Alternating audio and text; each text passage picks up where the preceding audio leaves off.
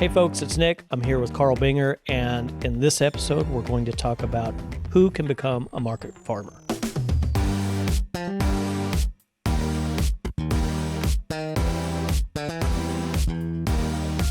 All right, so the last podcast, we beat to death what the definition of a market gardener is, and that is basically anybody that's making a living from the farm.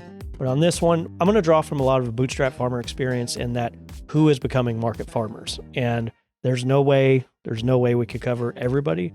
But in general, what we see is a lot of people coming from tech, medical, finance. This is very much a secondary career. We also have very young people that are a lot of social reasons to get into farming, whether that's we need to take care of the food deserts, whether that's, hey, my mom had cancer and I want to make sure that I'm eating better, or, hey, we are a homesteading family. This is a great way to make an income and teach our kids something. And then I also see a lot of people that are either doing this as a side hustle and similar, but often very different, second retirement type of income. So those are the main ones I want to hit. We'll never be able to cover all of them. We'll cover you first because we kind of covered it in the first one, and I think we can kind of, even though it's the biggest category, somebody coming from a well-paying career, tech, medical, finance, you coming from the tech side of things, in that, again, you know how to learn, you know how to apply systems, you're a very systems-based type of person, and I think you brought a lot of that to your farm. Mm-hmm. It also highlights that so many farmers do things vastly different, which is one of the great joys, and then one of the great frustrations in farming is that there's no real set way to do it. You can do it however best fits your personality schedule, as long as we keep remembering that the way that we wake up in the morning and are super jazzed about what we do isn't necessarily why our markets buy from us. Yeah. But it does drive our personal relationship with our farm and how we run things. So tech, medical, finance, you have a longer runway financially than most people do, because this is a sometimes separate career, and oftentimes we're doing this at the same time as we're still making those kind of paychecks. And oftentimes, and one of the things I think that makes this more successful than other farms is your ability, willingness, and understanding that hiring somebody to help right off the bat, it makes a big difference. Absolutely. Yeah, and that's been our model. I've got a quote on my signature. I can't remember who says it, but it's basically like, if you won't chase your dreams, somebody will hire you to fulfill theirs. And that's kind of been our model. But we started off on our journey, and it was just me. My wife wasn't really on board. She was still homeschooling. She was still, very busy in the house. She approved of what I was doing, but she wasn't actually there helping hand, apart from, doing chores, et cetera, with us. And now you do what she says. That's exactly right. Now the tide is literally turned. I mean, she's almost... It's been so fun to watch. Yeah. Her just absorption and taking over of the farm. Yeah. It's fantastic. It is. It's really neat to see. And that's only been the last year and a half that she's really stepped in. And I mean, it's my shoulders, the weight has lifted, like we've had a major tide, And listen, folks, we don't have her on the podcast, not from lack of trying. She does it. She's not one for the camera. Yeah. So. Yeah. But, and so I first started, super passionate. I was up till, midnight because I was working, to fulfill this vision of mine. And so it was just me. And I, again, very prideful kind of mindset, DIYer. I can do this. But then I started realizing I can't keep doing, full-time job and building this farm full-time. I need to get some help. And so I literally put an ad out there on Facebook Marketplace. That was my first thing I did, and went through a couple people that were just very seasonal, like, hey, I just need a week or two of work. And then I found a guy, Eric, who really, he had some experience with his brother up in Colorado, and he helped me do this. They didn't do no-till like we started doing at that time when he joined. But that was when I first started realizing, like, this actually makes more sense, because I realized if I were to quit my job and just do this full time, right? I mean, I made more money, losing money on the farm, if you will, than I would have if I would have quit my job and just done this full time. Well, you also weren't at scale. Right. Like it did make zero sense. And this is what I do like about tech medical finance is the ability to go, okay, on black and white, on paper, it doesn't make sense for me to quit right now. Yeah. But from an investment standpoint, from I know someday I'm not going to want to do this, but I will want to farm. Let's go ahead and do all the heavy lifting now when I can afford to pay somebody else. That way, when you do walk into it, systems are in place. All the heavy stuff is done, and now you're just maintaining beds and you're maintaining houses. Yeah. It's a lot different than digging a ditch. Yeah. I mean, it's farming is a business perspective is really no different than any other business. You've got, you're not just going to walk in this thing in year one, be profitable. I mean, if you are, it's minimal. I mean, because you're maybe, growing a few things and you have very little expenses, but you've got to look at this from that perspective. And so, walking into it with a mindset of I guess that perspective, if I could be redundant. I see sometimes in a Facebook group, especially, is there's almost a stigma or a shame in like, oh, you're still working your like real job. Hey, you're not really in this then, which is totally false because somebody has to pay for this, whether that's a customer and, oh, by the way, you're not going to start out with 200 or 300 customers a week. No. Day one, somebody's got to pay for it. It's going to be you. Right. And I think I said that on the last episode too, is like, it's very delusional. Your vision is real, but at the same time, it's delusional because it seems like you're just going to, day one, you're going to go do this and everything, all the dominoes are going to line up and they're just going to all fall in place. The reality is there's so many bends and turns in the road and you can't be prepared for that, And so, I mean, for me, having that extra help is very much a necessity to get us to where we need to be. We know that it's a journey to get to where it's a sustainable business, not only sustainable from a farming practice, like where we're growing sustainable, but also from a very practical sustaining our family. It also affords something I don't see a lot of like people that are doing it full time. You don't have the time to sit down and truly look at the books. You don't have time to sit down and forecast, okay, here's where we're the year before, here's where we are this year. In conclusion, we can forecast out that we'll probably grow 10, 20, 30% next year. What, from an infrastructure standpoint, are we going to have to put in this year? How are we going to pay for that?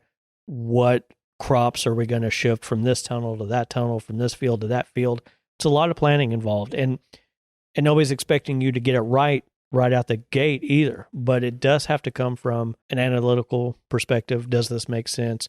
And it has to also come from a historic perspective of your farm going, it got colder last year. We need to be prepared for that. I know we got frost blankets now. Do we need more frost blankets for the new addition? And, oh yeah, we need sandbags and we need silage tarp. We need hoop bender. When are we going to bend these hoops? Like all that stuff has to be scheduled out. And it's real hard to think about every single little detail if you're the one washing the carrots. Yeah, that's exactly right. And again, I mean, if you're a 20-year-old, I mean, grit and determination are going to get you. I mean, you can do a lot of this without all the analysis and a lot of that because you're living off of just pure energy and determination. And as you mature, I mean, if we were to break that down, the categories, you said tech med. What was the other? Tech, medical, and finance. Yeah. I mean, you've got the young crowd. I don't know how you describe them, but I would call them the 20s, 30s, right? You've got these folks that are just determined. They've just got a ton of energy and time and their spouse is in the same place in their life. Children, the risk. That's a different approach and methodology almost because they can just, through grit, work their way through all of these things as long as they are determined to do it, and they've got the support of their spouse. If they're single, even better, right? I mean, then that's, there's a little more freedom in that, but. And I don't want to gloss over the family and the spouse thing. There's a whole episode dedicated to that because it's a big black hole that you can get into, but assuming on this conversation that the spouse is into it, right? From a physical standpoint, from hey, somebody's got to raise the kid part of thing or kids. There's all these other things that have to happen in everybody's daily life. You have to have all this extra time for that. Hey, if this is your second career and you've already got 20 years in on a tech medical finance or other skilled profession, your time frames for things are certainly different. Yeah. Yeah, I just want to, while you're chatting, it just reminded me, like Frith Farm and a couple others. These guys were some of those that, literally just up and left where they were. Started with very little, jumped into a situation where they had land and just, pure determination, lived in impoverished situations for the first few years. And it's totally doable, right? As long as you are able to accept that, that mindset is different from somebody who's in a. And some people want. I mean, some people want to live as simply as possible, and that's great. Right, absolutely. And so I think the path to success is in any category, wherever you're at. It's just a matter of, literally working with your resources and what you're capable of doing. I mean, if you are a single person, that you've got a different path than somebody who's got, a family that's got a certain lifestyle already that's set. Right now, you're saying, hey, family, cut all that out. We're not going out to eat anymore. We're going to go farm. And that's a huge thing. That was like our story. Was like, yeah, we're moving. How many kids were already in school when you decided to move? Yeah, well, we had 4. They were all homeschooled, right? So, but they still left their friends. They still left their activities. Right. It was a gigantic change, and we've talked about this on a previous Bootstrap Farmer podcast where they all weren't like super down with it in the beginning. You know what I mean? No, so. To us, when we'd come up to the property, which the kids, we called it the land, and it literally every weekend we'd go up to clear trees out and brush and burn, and we just literally would sit up on our property on a pop-up camper, and that's where we stayed for the weekend. And they just were, we'd say, oh, we're going to the property this weekend. They were just like, the land. Like literally that was the term, the land, The no Wi-Fi having land. Yeah, exactly. No toilet having land. But you know what? We'd get up there and we picked up some old rickety, somebody donated us a trampoline, and they would sit out there, and then we got a little 4-wheeler that they run out, and they would literally get lost in the woods. I mean, our kids found themselves out on the land, if you will. As much as they griped about it, it was the best thing for them, from an experiential thing. It was a huge lifestyle, huge shift that we made as a family, but it's everything that we've wanted our kids to experience, even though that they're still plugged into the world, if you will, on their phones, and they're not as engaged as I still want them to be, because they're still on their electronics. They're still, part of the world. But this was your choice, and this was your journey. It's not necessarily theirs. Man, I don't want this to be a parenting podcast by any comparison, but we're all on our own journeys. Like everybody, like at your house, at your work, like everybody at Bootstrap Farmer, we are singularly motivated to take care of farmers, but we all want to do it in our own very unique way, and within, and sometimes without, outside of our lanes kind of thing. Like we want to serve, but in different ways. And we can't expect our family to be fully engaged as much as we are on a farm. Yeah. So we're going to pin that, and we'll kind of get back to this on the family episode, because I got a lot to say about it. And obviously you do too. Yeah. But on the tech, medical, and finance, like I said, or any skilled vocation, there's lessons, especially to bring outside industry thinking into farming. And that's why I see so many of these folks doing so well, is because it's a fresh take. It's from a place of sitting back and understanding maybe some bigger picture stuff. Conversely, I see some of these young people just really hit the nail on the head right out of the gate. They have it figured out. To your point, they have boundless, endless energy. And oftentimes, the same type of people attracts their partner, and they're able to get down with it and help each other navigate through some of those issues that come up with owning a business in general, plus the whole farming aspect on top of it, which compounds problems. Running a small business, any business, is very difficult. And then when you start thinking about weather and seasonality and pest pressure and trends in food, it all is like each one of those is a barrier to overcome, that and many, many more. I want to focus on the people I see that are really doing this as a retirement or whole second, like we retired, or we quit our job because we want to do this full time. And I see, like I saw my parents buy property at 50, 52, somewhere in there, and just worked themselves into the ground, maintaining this property. Not building a farm, but they just bought what, 5-7 acres, something like that. And just every moment that they were not at work, they were maintaining property. And it wore on it. It wore on my dad, especially from a physical standpoint. It really just ground him into the ground, because it never ends. No, it doesn't. If you don't have boundaries, I mean, it will, you can work. And I did that. And I think you live at the office. Yeah. On the farm, and then you're never away from it.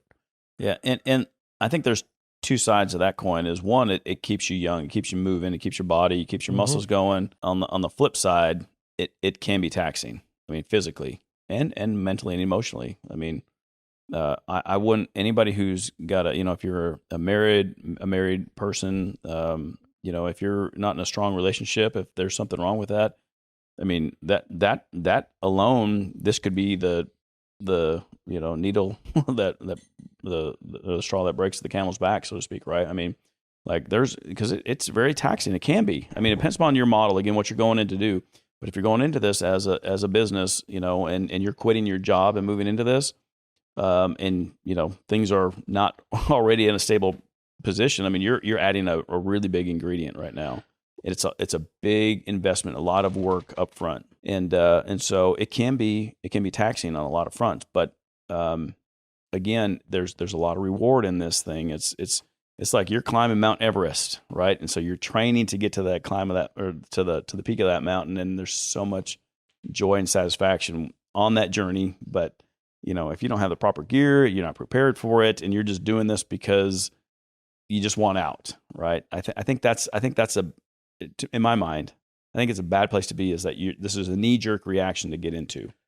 You don't want to go into that perspective, because a lot of people, I think, I personally was in there. That's why I'm saying this tongue in cheek, because I wanted out. I wanted out of the corporate office, and I was able to do that with a balance. I quit my job to go do this, but I found myself kind of back into the same job, just in a different capacity.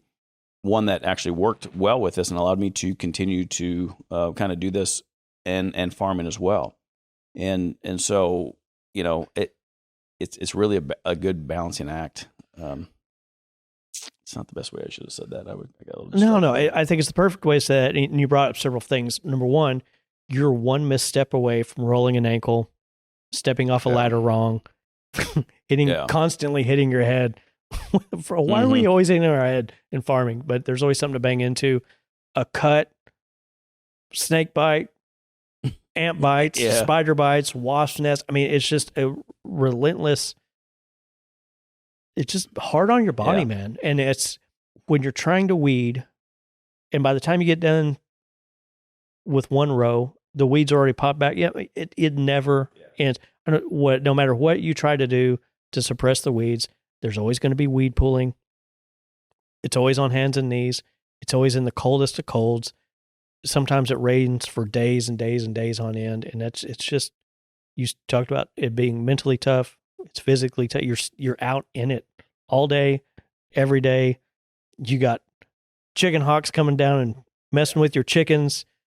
You got gophers tearing up the place. You got deer running through it. It's just one thing after another. Yeah, man, it's hard. It's super hard.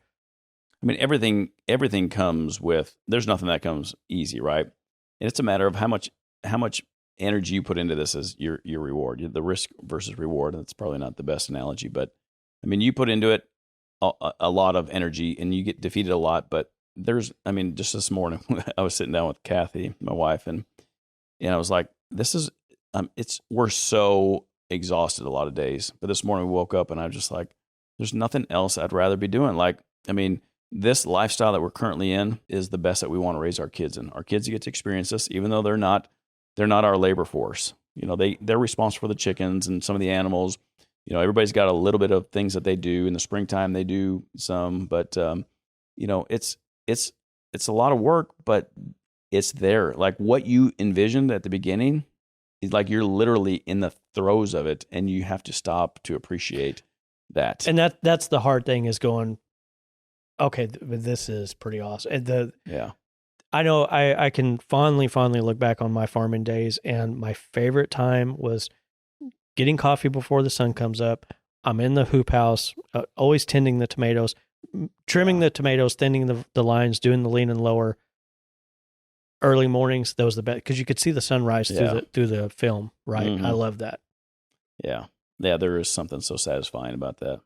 I mean, there's again. I mean, that's Kathy. We have a saying: Kathy wakes the farm up, and I put it to bed. So she wakes up and she'll go out and open up all the greenhouses and do some of the morning chores, do some of the trimming on the lower and lower and leaning on the tomatoes. And I feel like a total voyeur, like on your farm, like because if we're gonna do a project out there, we usually get there as the sun's coming up and we're setting up.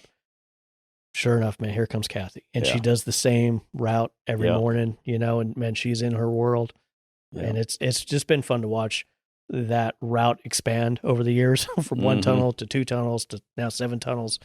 All that to say, there's all the physical stuff that we talked about. There's all the hardships involved. None of that took into play that if we're talking about market gardening, the Saturdays that you go to market and there's like 15 other things going on in the community and the population of the farmers market's down by 50%. Yeah. And it's like, what did we do all this stuff for this week? And now we have excess stuff. It happens from time to time. There's a bad weather day, or like I said, sometimes there's 3 or 4 different sports things going on at the same time. All these people have kids, they have responsibilities. If something's going to get left off the list, it's going to be the market for some of these families. And that's another hard thing that it is. You have zero control over. You can't plan for it. You can understand it's coming, especially after your first year, and know, oh, okay, well, last year at 4th of July, they had the parade. Nobody came to the market. We can adjust how much we harvest, i.e. the work that goes in for that week. But again, that only comes with perspective of doing it for a year or 2. Yeah, in the first couple of years, it's really defeating. You and again, it goes back to you feel personally rejected. It's a personal rejection when you have those ebbs and flows. But now, 4 years into this, it's like you accept that. It's not. It doesn't hurt as much, because you've got great days, you've got good days, and you've got bad days, and you know that it's not always going to be bad days. But the first couple of years, or maybe at least the first year, it's like you think anytime if you have 2 bad weeks in a row or season, it's like this is how it's always going to be. What am I doing? There's so much self-doubt, and I think the biggest enemy, apart from pests, climate, whatever it is you're fighting, is your self-doubt. You can be your worst enemy at this, and that's where it's the determination and the grit and the perspective. Time is going to give you that. You've got to be in this for the long haul. It's not. You can't expect to start this in 12 months, think that you are, you've won, you've succeeded. It's a journey. The whole, your market garden is a journey. You're building a business. You're building a legacy, almost, right? It's a long-term play if you're talking finance terms. I think it's funny. We've both of our perspectives are so intertwined with our spouses and partners that we haven't talked about like a whole third level of this, which is like sometimes people get together and like run this as a partnership, like a business partnership, and the dynamics involved in that. We're talking about people who can become a farmer's market or who can become a market gardener. It's 2 friends that could decide they want to do this together. And God, what a dynamic that is. Yep. I've seen that. I've researched some of that too. There was a couple that there's quite a few people that have done that on YouTube that I watched earlier in my career on this, which my career is not that long, but 3 years ago or so, 2-3 years ago. And that's very common. It adds dynamic, it adds challenges, it adds some benefits because now you've got 2 strong, determined people, that are willing to pair up and do this. But there's different challenges in that because now you're either in business with your friend or, it has its own challenges, but at the same time, there's other rewards in that because the other thing is going back to this work-life balance is like, as a farmer, we're now to the spot where we can actually leave the farm, and we've got people that we can rely on to run it.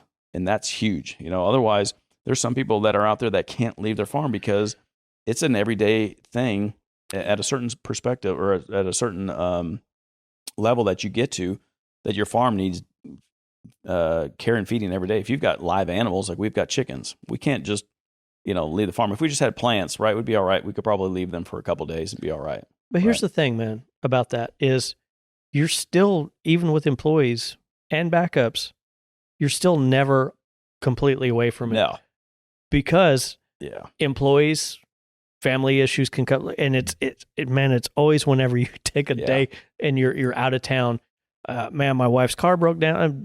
It's always something that you still have to. I remember at least once I recall you having to call me and go, I can't get anybody to go shut the hoop house. Can you go shut it down?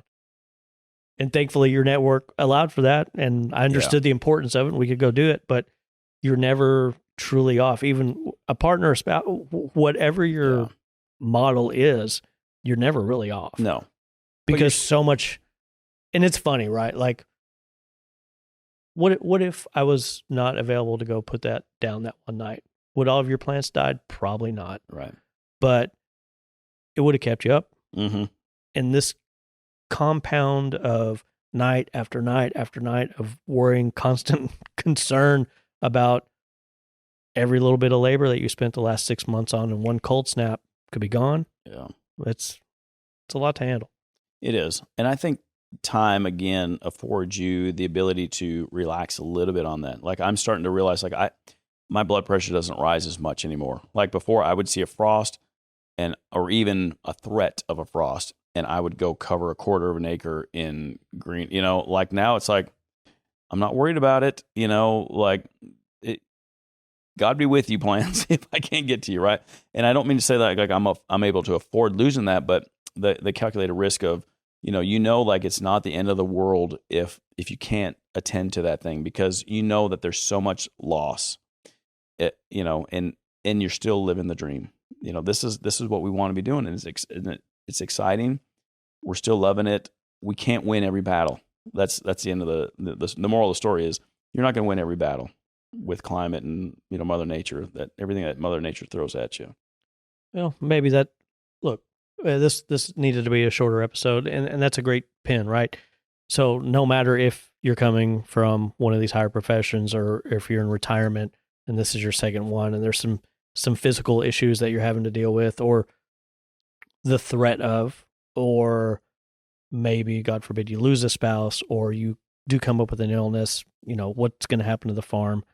It's the different personality types that can look at some of these situations and go, we're going to persevere, we're going to overcome. Maybe it's time to turn in the towel. Maybe they worry about every single little thing, because we certainly have people call up, and it's every little thing is Mount Everest. And to your point, after a couple of years, that tends to go away. But it tends to go away, like if you, again, going back to what we said last episode, if you just start and learn what those thresholds are, what the range of growing is, what the range of acceptability is, you start seeing that not everything is complete life or death. Yeah, sky's not falling. No, it's not. But it comes with being prepared for some of that stuff as well. So, okay, a frost is coming. Oh, wait, this is going to be a 4-day frost, and it's going to get real low. It's time to deploy the frost blankets. Right. Yeah, and I tell you, as a farmer, you start to learn a lot from nature. And this analogy here might be a little crude, but let me humor you with this. Like, I look at the ants, okay? Ants, at least here in Texas, right? We get these massive piles of ants. A torrential rain will come and wipe them out, okay? And spread them about. Yeah. What do? They don't stop and fret. They just go back to rebuilding, and I've taken so many lessons from nature, not necessarily from what I'm doing, but from the surroundings, from ants, for example, right? They get washed out completely in a torrential rain, or because I come and destroy them because they're in my garden, right? But they, pick themselves up by their bootstrap and go back on, and they start rebuilding again, Like they understand like the cycles of nature and life that goes with it. And they just, when you get into this, everything is very apocalyptic. Oh, the stupid aphids. I'm done, and eventually you get over that, and it's just like you get into the ebbs and flow of Mother Nature, and when you can finally get into that flow, like working with and around and through the tumultuous storms of life. I mean, that's when you know that you're on the journey. But the first couple of years, you don't know what you're in for, because there's so many things that get thrown at you, and you just feel like you're entering into an unachievable world. You know, you step in, you're like, I'm going to go farm. It's going to be glorious. We're going to do this and that. I'm not going to have a boss anymore. Yeah, I'm not going to have a boss. I'm going to be my own boss. But then you realize Mother Nature's your boss. And it's like, and then you have to realize, okay, I do have to, Mother Nature is really the ruler of your territory and farming. I mean, there's nothing, especially where we're at. I mean, we deal with a little more pressures than a lot of other places do here in Texas. But I mean, when you get into that flow of that and you realize like setbacks are part of it, it's not as apocalyptic, as you once thought they were. Everything was so life ending. Oh my goodness, bugs, now my season's done. It's like, but we're year-round farmers. Like, start again. We're just ants. We're rebuilding, picking up from what was lost and starting over. Well, if I could recap this in a few short minutes, who can get into farming? It seems to me the people with the most patience. Yeah. Determination, grit. And it's also understanding that as the CMO of your own farm that you own, as the farm owner, is that you're responsible for everything, whether that's backing up of the employees or making sure that you didn't leave the water on again all night long. How many times have you done that? And all these things are going to happen, but man, I'm telling you, 10 times a year, especially in the spring, we get the new farmer that we're the de facto, it's bootstrap farmer. Something happened with a carrier. Maybe they misordered wrong, which happens a lot. But if I don't get this order tomorrow, my entire season is wrecked. But it's not, man. I mean, I understand that it's super frustrating that life happens and maybe you procrastinated and you didn't order in time, or you didn't read the listing. Maybe the carrier dropped it. Maybe we messed up. All these things can and do happen.